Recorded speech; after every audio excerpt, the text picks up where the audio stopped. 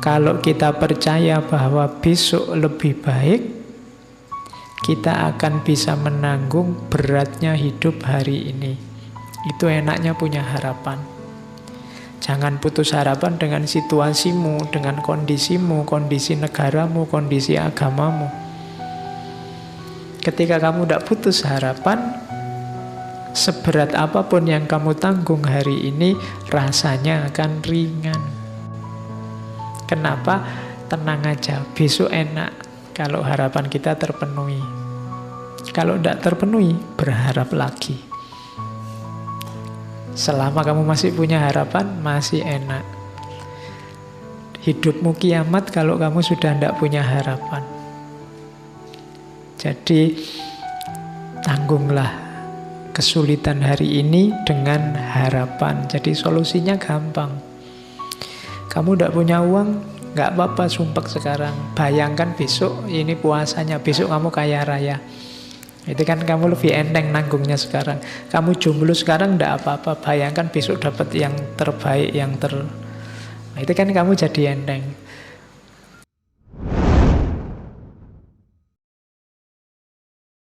Bismillah, kita mulai ngaji kita. Oke, langsung saja. Itu hasil rangkuman yang saya buat dari banyak sekali definisi tentang harapan. Ya intinya harapan itu, selama kalian masih mau hidup, sebenarnya masih punya harapan. Tapi saya tidak mau hidup, Pak. Saya ingin mati saja. Ingin mati itu ya harapan. Ya. Biasanya selama orang akalnya jalan, ya dia masih punya harapan-harapan. Kenapa? Karena harapan itu part of life, bagian dari hidup kita. Part of human experience. Kita alami.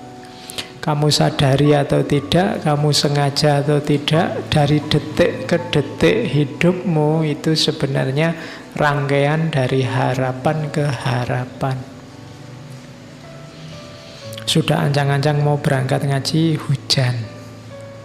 Nah, padahal kamu sudah niat, itu kan harapan yang tidak tersampaikan. Tapi itu pengalaman.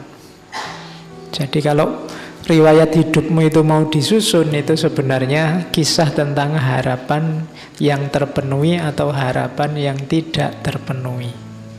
Sebenarnya cuma itu. Jadi kalau kamu pengen nulis biografi, itu sebenarnya bisa diawali dari harapan-harapanmu apa saja. Dari situ cerita hidupmu akan berjalan. Kamu jadi orang yang semacam ini, itu kan karena harapan-harapan hidupmu. Jadi harapan itu part of life, part of human experience. Ada kalanya harapan itu connected to suffering. Ada hubungannya dengan rasa sakit, baik jasmani maupun rohani. Orang itu biasanya sadar punya harapan kalau kepentok. Kamu pingin sehat kan kalau sedang sadar sakit. Kamu pingin gelisah ingin dapat pasangan kan kalau sadar kamu jomblo. Tapi kalau pas nggak sadar kan itu kan connected to suffering. Aduh, kok aku sendirian ya, sementara yang lain berdua. Nah, itu connected to suffering. Terus kamu punya harapan, mbok aku segera punya pasangan. Ya sebenarnya tidak apa-apa jomblo itu. Indonesia jaya itu karena bersatu, bukan berdua. Oke, lah ya makanya kalau ingin sukses kamu bersatulah. Oke, terus harapan itu connected to facing not knowing thing. Kenapa disebut harapan?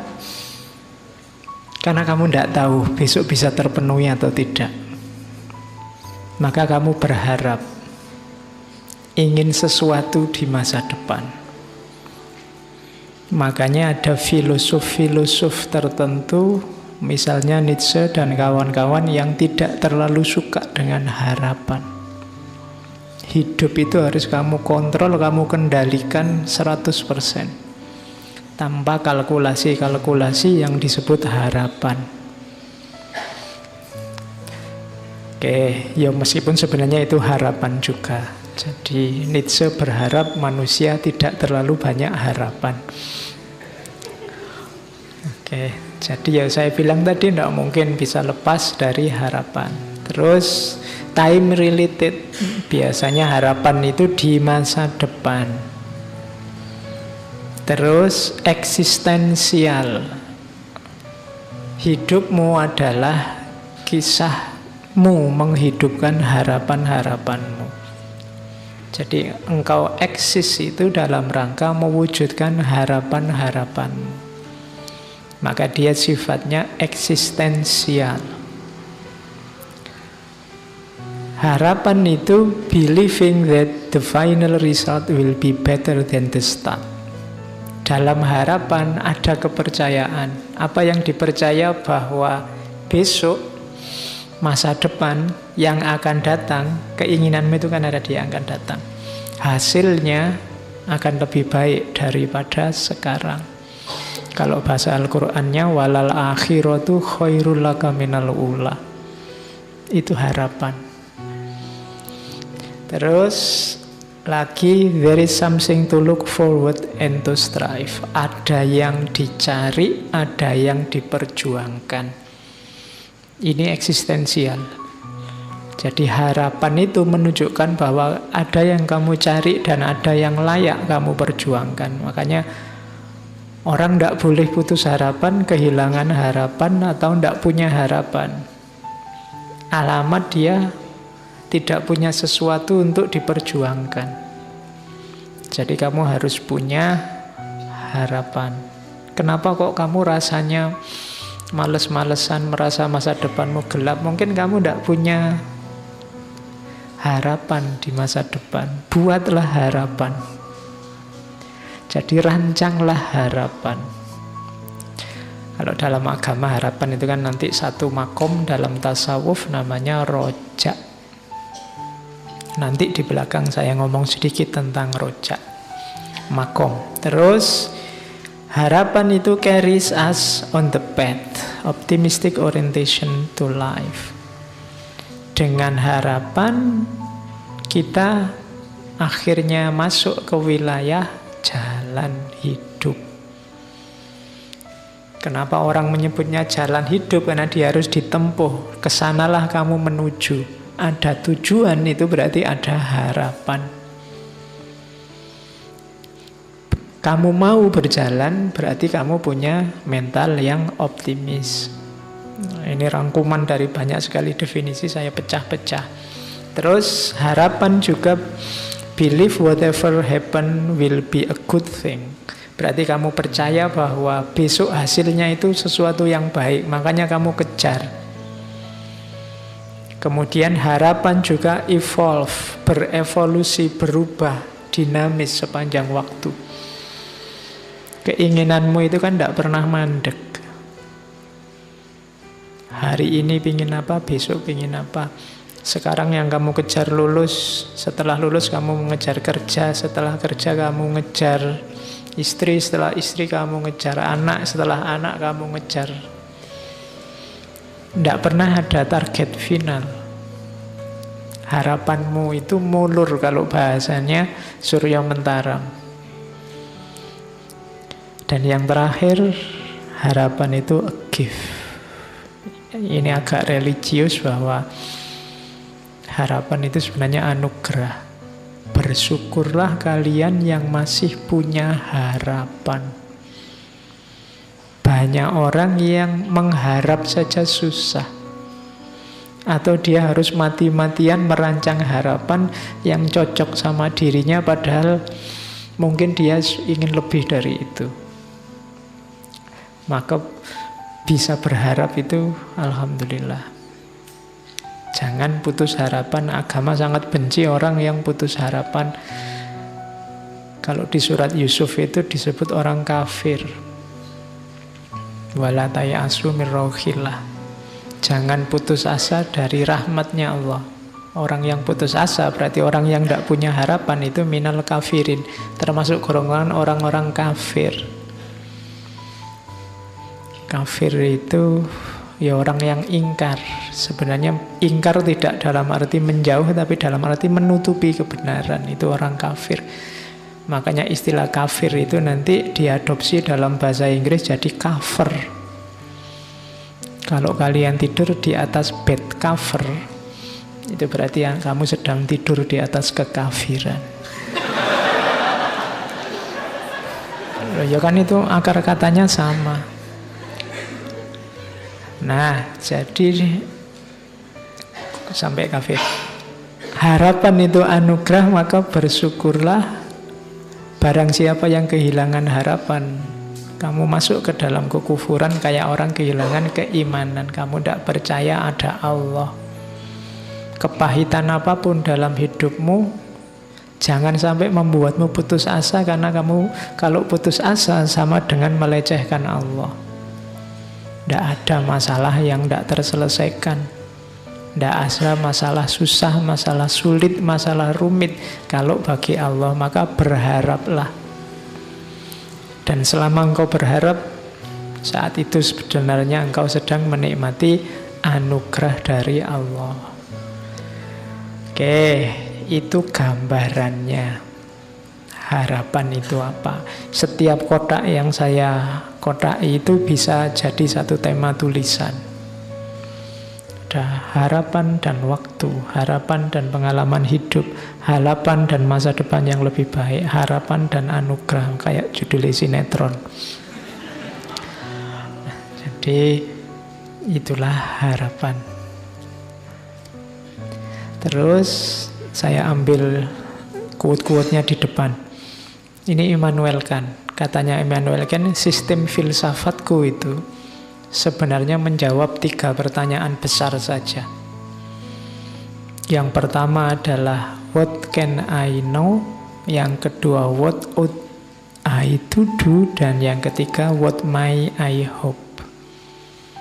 Jadi apa yang aku tahu, apa yang harus aku kerjakan, dan apa yang mungkin aku harapkan.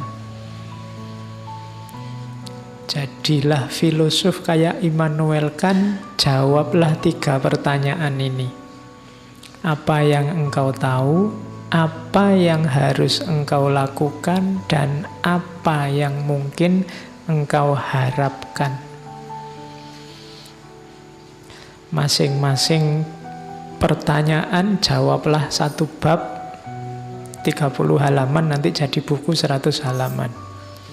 Kamu bisa nyanyi, lu kalau apa yang aku tahu kan bisa panjang sekali, lebar sekali itu temanya. Apa yang harus aku lakukan, wah itu bisa lebih lebar lagi. Kamu sebagai mahasiswa, kamu sebagai anak muda, kamu sebagai warga negara, kamu sebagai umat beragama, kamu banyak. Apalagi apa yang bisa aku harapkan, mungkin aku harapkan, lebih luas lagi. Segalanya yang baik, yang penting bisa kamu harapkan. Tinggal kamu cari relevansinya dengan kehidupan nyatamu. Maka jadilah sistem filsafat. Itulah yang dibuat, katanya Immanuel Kant, sistem filsafatku dulu adalah, ringkasnya adalah menjawab 3 pertanyaan ini. Makanya kalau kalian nulis skripsi, nulis tesis, itu kan bagian-bagian pendahuluan itu kan selalu ada rumusan masalah. Nah ini rumusan masalah gagasannya Immanuel Kant itu 3 ini. Cuma jawabannya luar biasa luas dan dalam. Oke, ada quotes lagi. Saya ambil bagus, ada hubungannya dengan kita. Maria Popova. Maria Popova ini budayawan, sastrawan, tinggalnya di New York, kelahiran Bulgaria. Dia bilang, critical thinking without hope is cynicism. Hope without critical thinking is naive. berfilsafat, berpikir kritis, mengkritisi orang lain, gagasan orang lain atau gagasannya sendiri, tapi membuang harapan, itu dapatnya cuma sinis. Ngeritik tok isine, ndak ngasih solusi. Enaknya bagaimana? Kalau yang kamu lihat itu salah, enaknya bagaimana? Jalan keluarnya apa? Dari situ kan nanti muncul harapan. Tapi kalau kamu ngeritik aja, ndak ngasih solusi, ndak ngasih harapan, itu namanya hanya sinis. Kalau bahasa hari ini hanya nyinyir. Tapi kebalikannya, ngasih harapan saja without critical thinking is naive.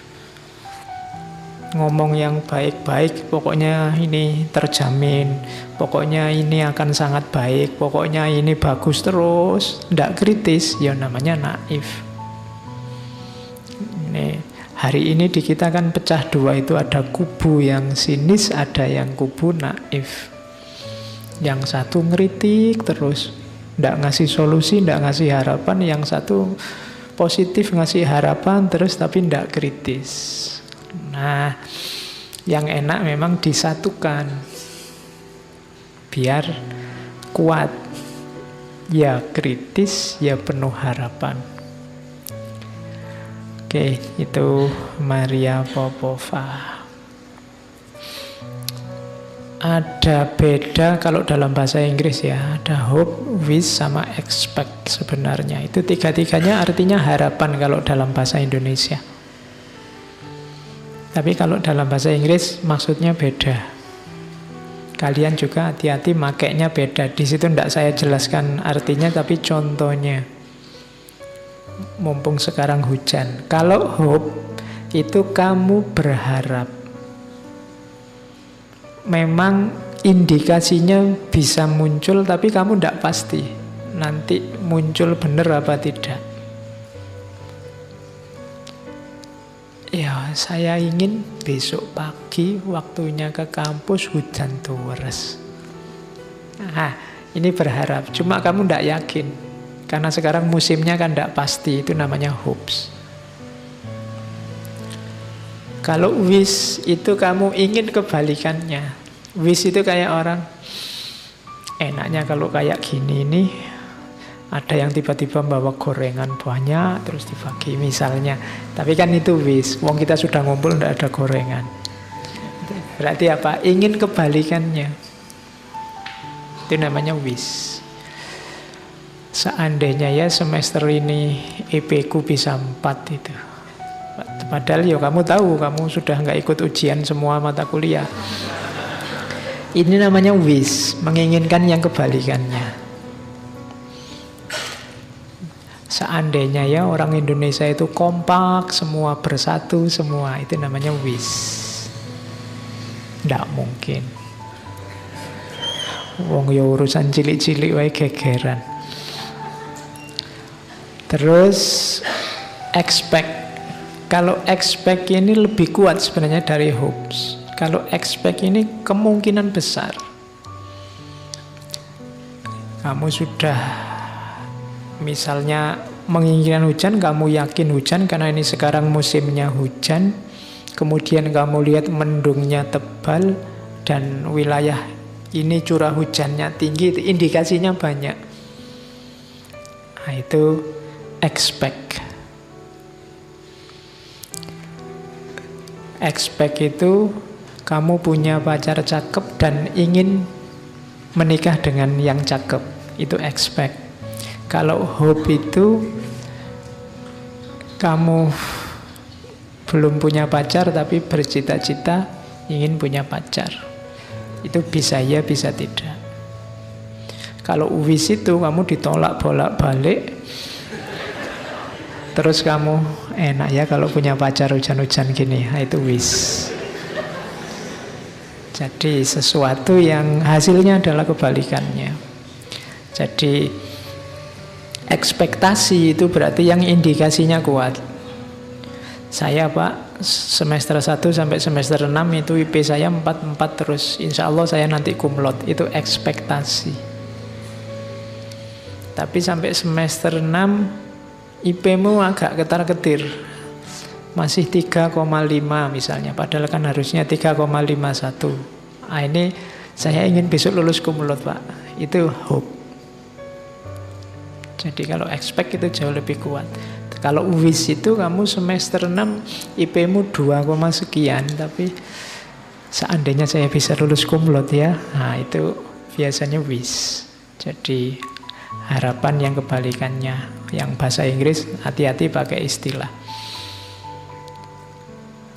Saya bawa juga mitos. Ini temanya agak loncat-loncat. Ada mitos sangat terkenal tentang harapan, namanya kotak Pandora. Mitos ini sebenarnya mau mengingatkan kita bahwa obatnya segala penyakit di dunia ini, apakah penyakit jasmani, rohani, penyakit individual, sosial, itu hanya satu: harapan. Selama masih ada harapan, sejauh itu pula segala kesulitan, segala kerumitan, segala kesusahan akan bisa teratasi. Tapi kalau tidak ada harapan, tidak. Itu kan diawali, kalau di mitosnya Yunani itu diawali dari mitos kotak Pandora. Jadi kotak Pandora itu nama seorang dewi. Jadi Zeus itu musuhan sama Prometheus.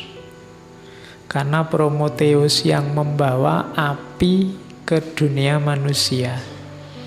Nanti Prometheus ini dihukum, jadi diikat di gunung, terus dikasih burung elang Kaukasus itu kan. Jadi jantungnya dimakan elang, terus tumbuh lagi, dimakan lagi, tumbuh lagi. Sampai kiamat hukumannya gitu. Karena dia yang membawa api ke dunia manusia. Tapi katanya orang Yunani, kalau tidak atas jasanya Prometheus, kita tidak akan kenal api. Nah, manusia yang dikasih Prometheus api juga dihukum oleh Zeus. Cuma hukumannya adalah kotak yang diberikan pada dewi namanya Pandora.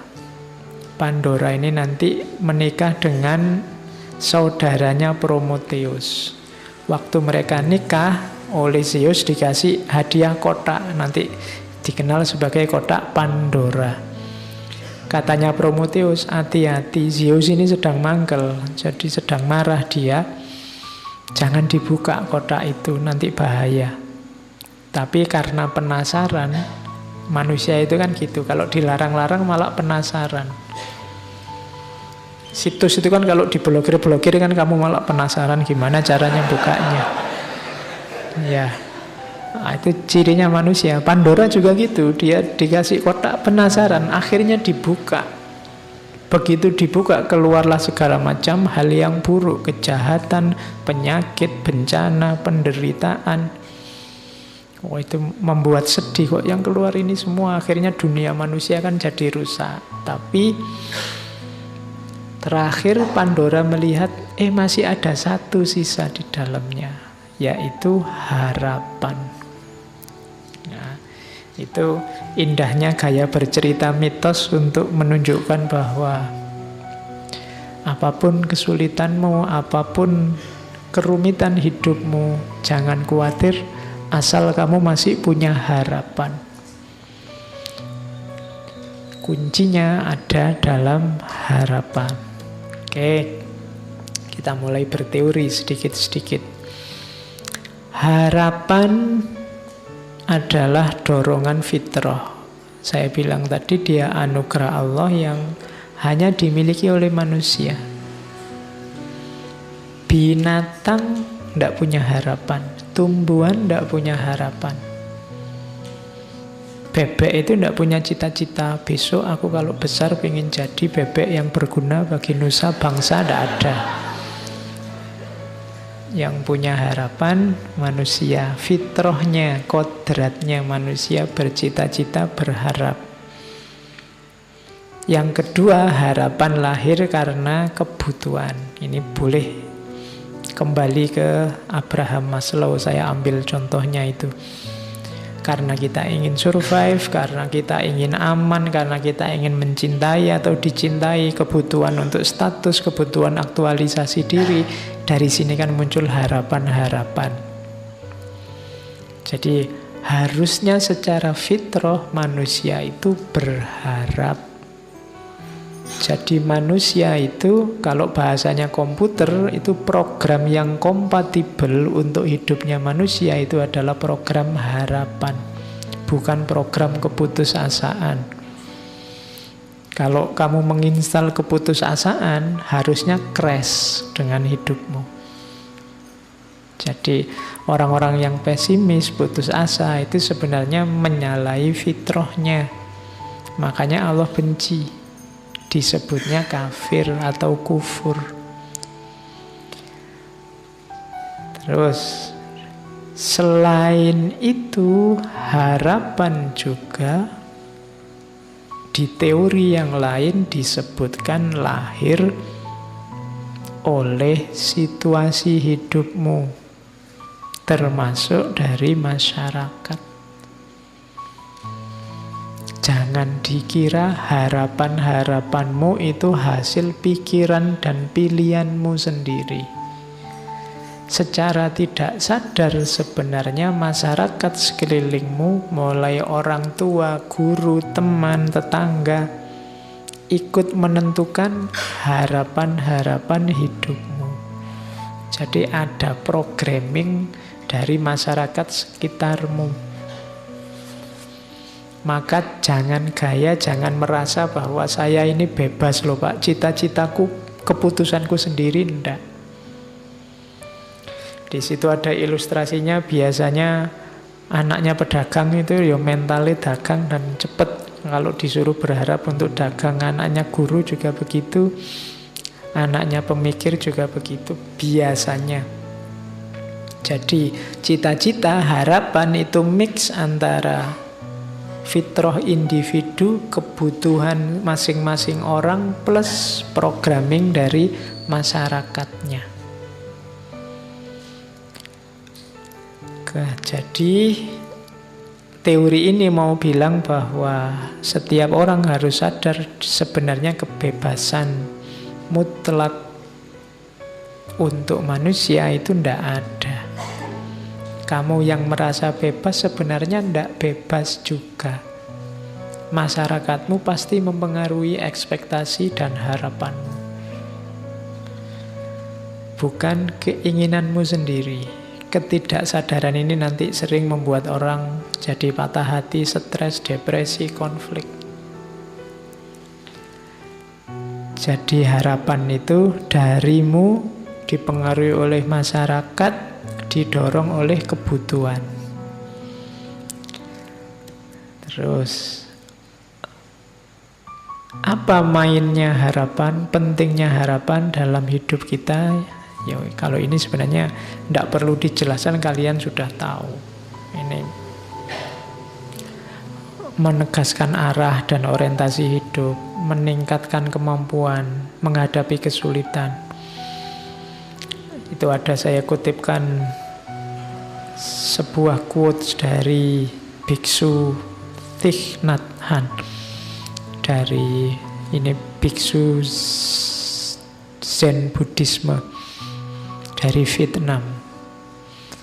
Dia punya torekot, kalau bahasa Islamnya ya, dia punya order of interbeing.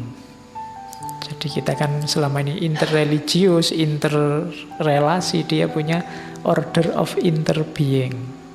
Jadi tidak cuma sesama manusia, sesama makhluk, tapi saling berhubungan dengan segala yang ada. Katanya Thich Nhat Hanh, hope is important.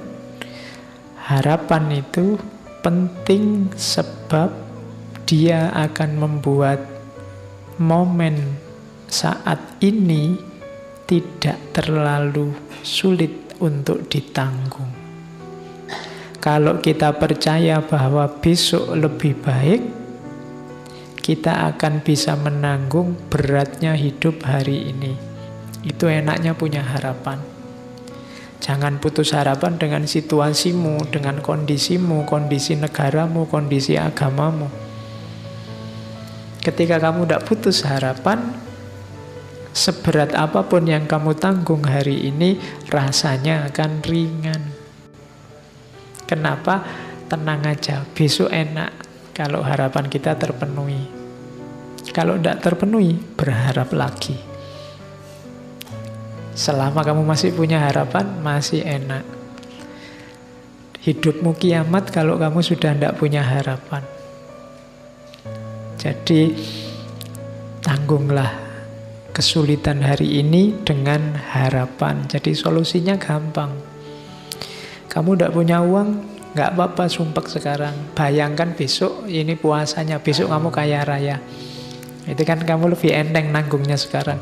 Kamu jomblo sekarang nggak apa-apa, bayangkan besok dapat yang terbaik, Nah, itu kan kamu jadi enteng. Pakai teori yang orang bilang biasanya kalau pacari gonta-ganti dapatnya yang jelek. Aku kan tidak punya pacar, mesti intuke sing apik misalnya. Jadi berharap tidak membuatmu jatuh. Tidak ada yang bisa mengalahkanmu selama kamu masih punya harapan. Kok kamu kuliahmu tidak lulus-lulus? Tidak apa-apa, saya masih berharap tidak ter-DO. Kok kamu ter-DO? Tidak apa-apa, saya masih berharap masa depanku bagus karena ijazah dan gelar itu tidak segalanya. Kan gitu. Kok iya. Kok kamu susah di karirmu karena tidak punya ijazah, nggak punya, tidak apa-apa. Karir itu kan cuma satu aspek dalam hidup, masih banyak aspek yang lain. Loh kan itu enak, selama kamu masih punya harapan, masih punya jangkauan ke depan yang kamu impikan kan tidak masalah. Kamu mau kerja apa, ijazah tidak punya, keterampilan tidak punya, ya gampang nyari istri yang kaya aja misalnya. Masih ada harapan. Oke, terus jadi perannya kunci harapan itu. Itu yang terakhir ada quotes dari Henry Nouwen. Henry Nouwen itu pastor Katolik dari Belanda.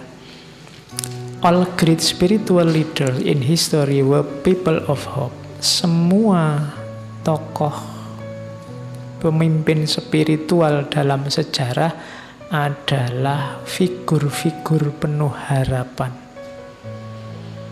Tidak ada tokoh spiritual yang putus asa. Ibrahim, Abraham, Moses, Musa, nabi-nabi tidak ada yang putus asa. Ruth itu neneknya, kalau itu sebenarnya tokoh dari Bible, tokoh perempuan, neneknya Nabi Daud, yang nanti ada silsilah juga sama Yesus. Maria, Yesus, Rumi, Gandhi, Dorothy Day, semuanya menjanjikan. Orang-orang yang penuh harapan. Live with a promise in their heart. Mereka meyakini suksesnya di masa depan, janji-janji di masa depan. Itulah yang membimbing mereka menuju masa depan. Jadi masa depan itu penting, maka hidupkanlah dengan harapan.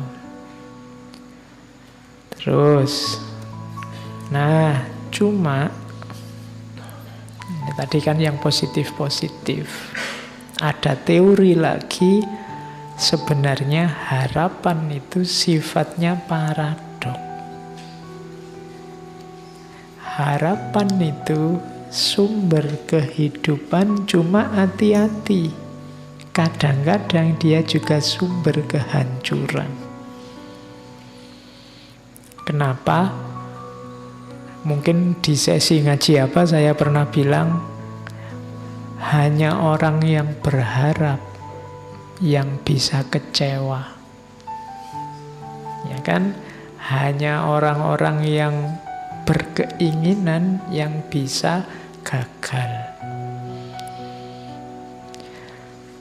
Jadi itu paradoksnya harapan. Jadi paradok itu sifat yang bertentangan, makanya kamu mengelolanya harus hati-hati. Harapan bisa membawamu pada kebahagiaan, tapi bisa juga sebaliknya menghancurkanmu kalau kamu tidak hati-hati merancang harapan.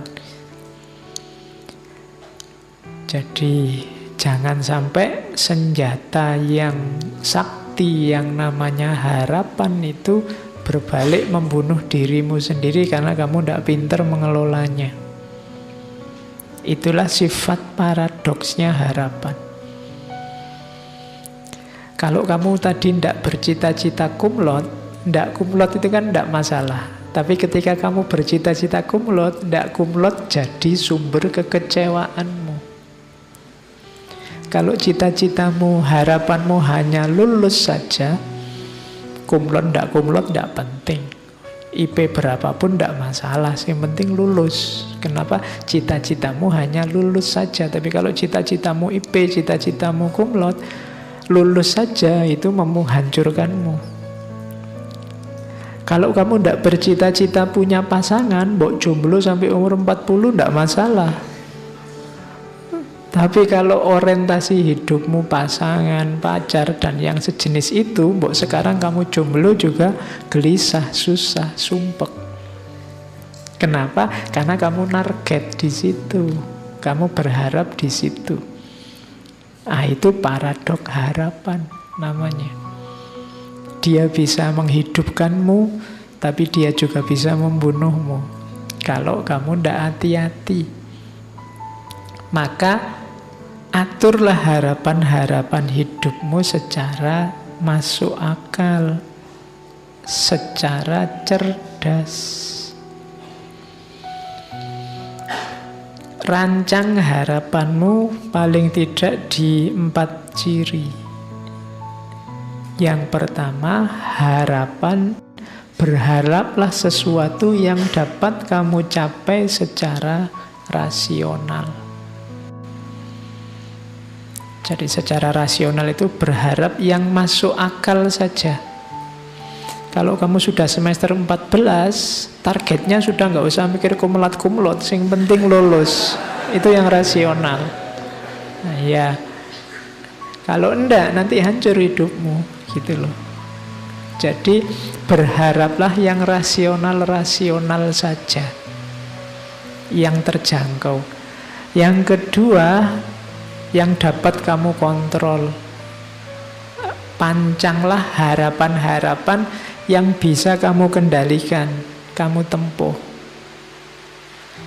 Itu loh. Misalnya kamu sadar bahwa suaraku itu jelek kok Pak, tapi saya cita-citanya penyanyi. Itu kan agak berat perjuanganmu kalau sampai ke sana. Jadi salah kamu mungkin milih harapannya. Kalau pencipta lagu tidak apa-apa, kalau penyanyi susah karena hubungannya sama suara. Nah itu harapan yang tidak bisa kamu kontrol, itu agak susah. Misalnya kayak saya tingginya paling 150-an. Saya ingin cita-citanya jadi foto model yang tingginya minimal 180. Itu kan nggak masuk. Jadi yang bisa kamu kontrol. Jangan berharap yang tidak bisa kamu kontrol, karena kalau tidak, harapan akan membunuhmu. Terus berharaplah yang menurutmu penting. Kalau ini benar bunuh diri, kalau kamu tidak penting kok kamu harapkan. Ya, wong kamu tidak minat kok kamu masuk ke situ. Itu agak bunuh diri. Jadi berharap hal-hal yang penting-penting saja, yang cocok sama passionmu. Jangan berharap yang bukan dirimu, karena kamu akan kesulitan mewujudkannya dan akibatnya kamu kecewa. Yang penting menurutmu apa? Bukan yang penting menurut orang lain, karena kalau tidak nanti kamu kesulitan mewujudkannya. Setiap orang punya gaya dan model sendiri-sendiri. Yang keempat, ini juga penting. Kalau tadi kan penting menurutmu. Berharaplah sesuatu yang bisa diterima oleh masyarakatmu dan cocok dengan nilai-nilai yang ada di tengah masyarakat, nilai-nilai moralnya. Ini menentukan juga, karena kalau targetmu ternyata tidak cocok dengan masyarakatmu, kamu bisa kesulitan juga. Nanti harapanmu bisa membunuhmu. Ya macam-macam tidak cocok itu. Mungkin tidak cocok sama kultur sana, mungkin tidak cocok sama nilai-nilai yang ada di sana.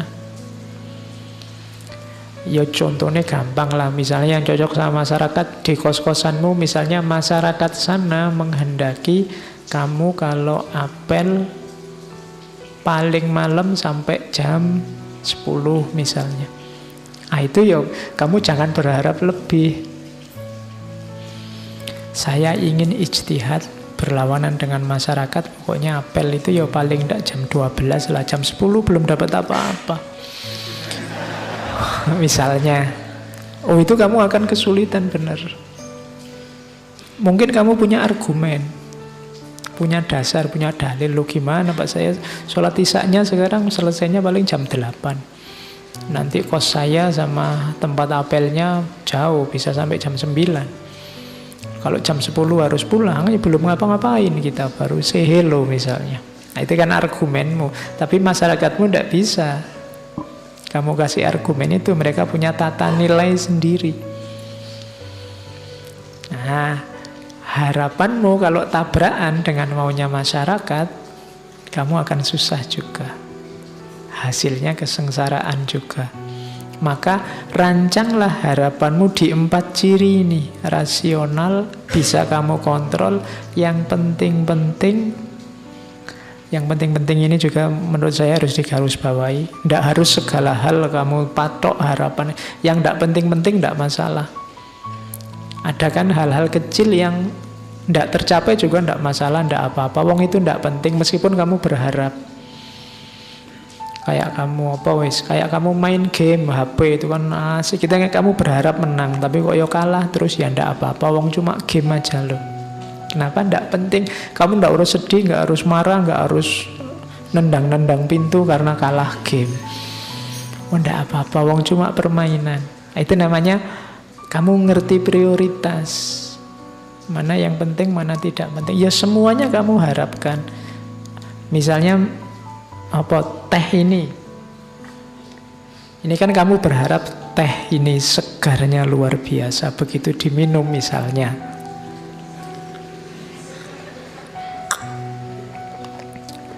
kok biasa ya misalnya, itu kan kamu kecewa. Tapi ya ndak apa-apa, wong ini ndak prioritas kok.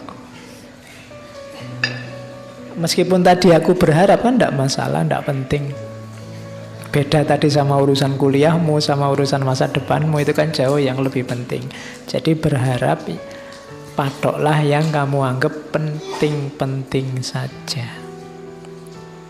Dan yang terakhir, hati-hati dengan norma-norma dan nilai-nilai di tengah masyarakat. Karena masyarakat itu juga harus jadi pertimbanganmu. Mereka punya logika sendiri, mereka punya standar sendiri. Nah, komponennya harapan ada 3. Nggak usah dibaca definisinya, agak bulet. Harapan itu butuh yang pertama goals, tujuan. Yang kedua pathway, jalannya. Yang ketiga agensi, orangnya. Jadi komponennya harapan itu tujuannya apa, jalan untuk sampai ke sana apa, orangnya siapa yang berharap. Jadi orang yang berharap, jalan menuju harapan, dan targetnya harapan itu. Itulah unsurnya. Ndak ada goalnya, namanya bukan harapan. Kalau ndak ada jalannya, bukan harapan tapi lamunan. Tamanni kalau dalam bahasa agama, angan-angan. Seandainya ya tiba-tiba ada uang sak karung jatuh di depanku, itu namanya bukan harapan tapi lamunan, angan-angan. Seandainya ya tiba-tiba ada artis Korea datang padaku menyatakan I love you. Nah, itu lamunan. Kenapa lamunan? Pathway-nya ndak ada. Jalan yang bisa nyambung dirimu dengan tujuan itu ndak ada. Wong kamu bahasa Korea ya ndak bisa, duit untuk jalan-jalan ke Korea juga ndak bisa, nonton show-nya Korea juga ndak punya uang. Jadi jalannya ndak ada, untuk ketemu ndak ada.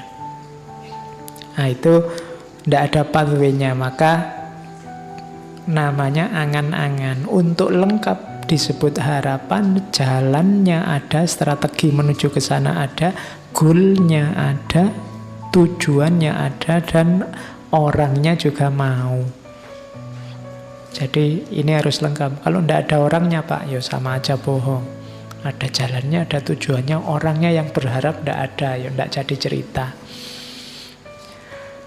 Jadi itu 3 komponennya.